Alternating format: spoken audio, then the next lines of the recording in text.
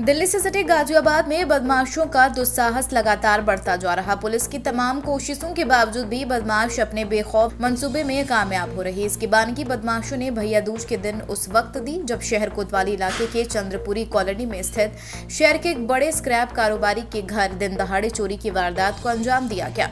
बदमाश महज 2 घंटे में 1 करोड़ की चोरी करने में कामयाब हो गए। इसकी जानकारी घर के लोगों को उस वक्त मिली जब भैया दूज मनाकर घर की महिला वापस लौटी।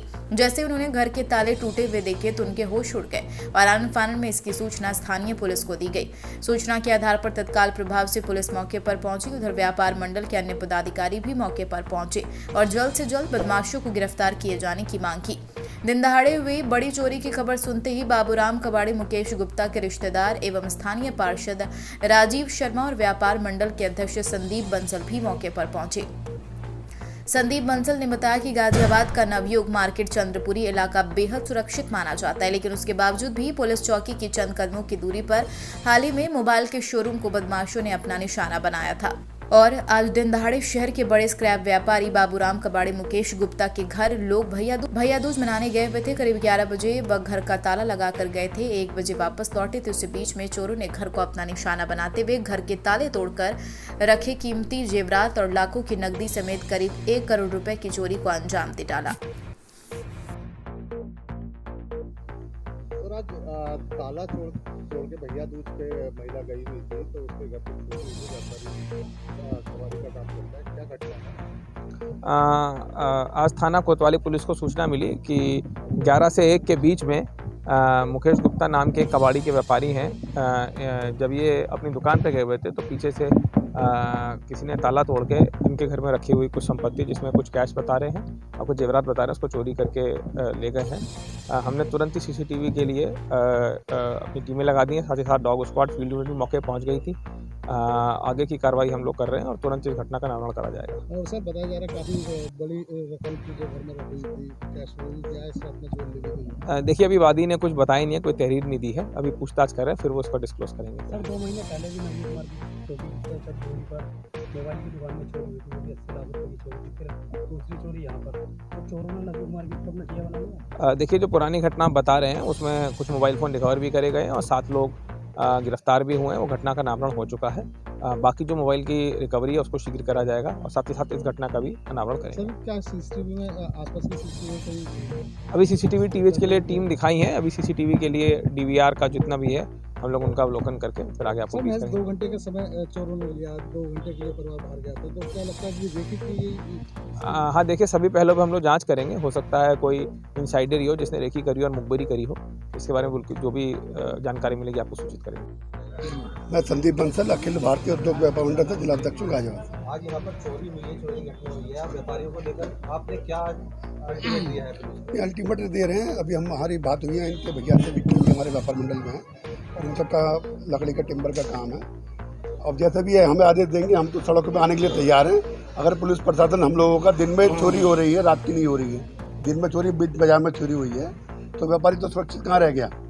व्यापारी के लिए असली मांगे जाते हैं तो असली व्यापारी के लिए नहीं दिए जा रहे हैं और दिन में चोरी हो रही है, व्यापारी लुट रहा है, दिन में लुट रहा है।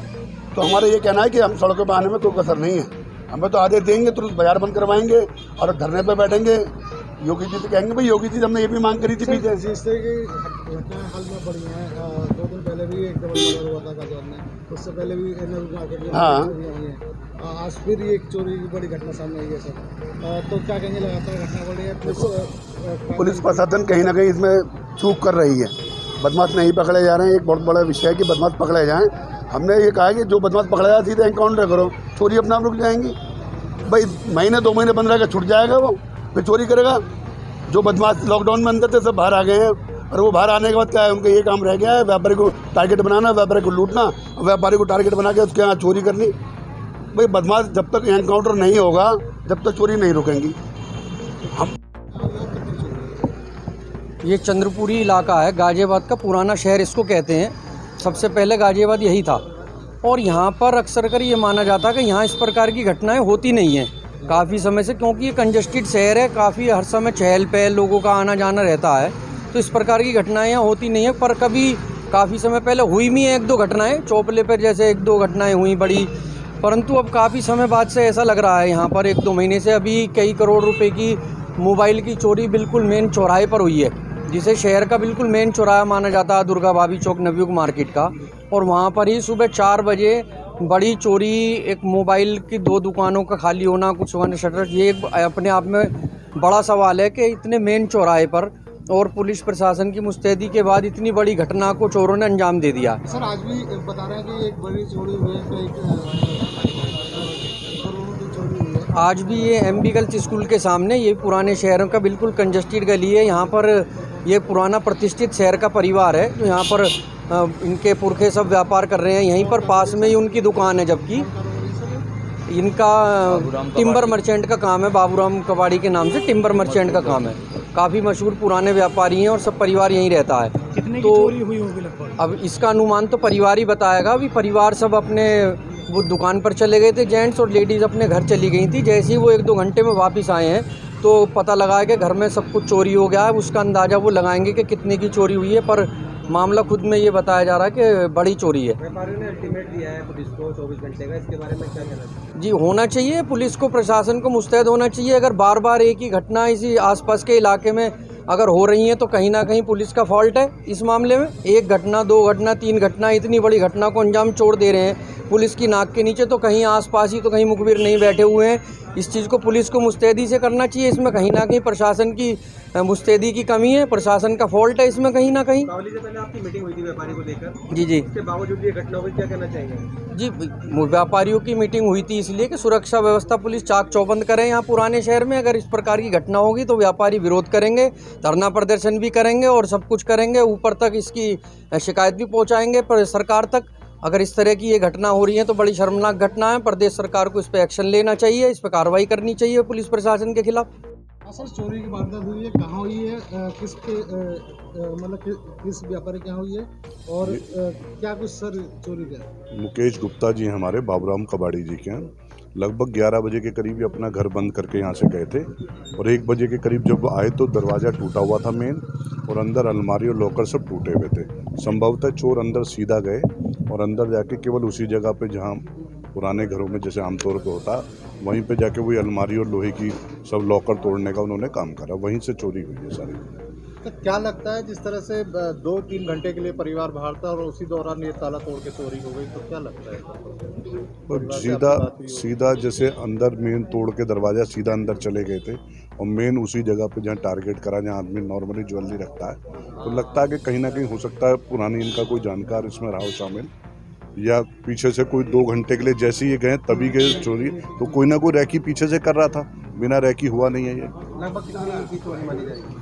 देखिए चोरी तो है थोड़ी ठीक ठाक ज़्यादा की है, लेकिन अभी वो परिवार वाले एक लिस्ट बनवा रहे हैं कि सामान क्या क्या गया, वो FIR के साथ वो लिस्ट बना के देंगे।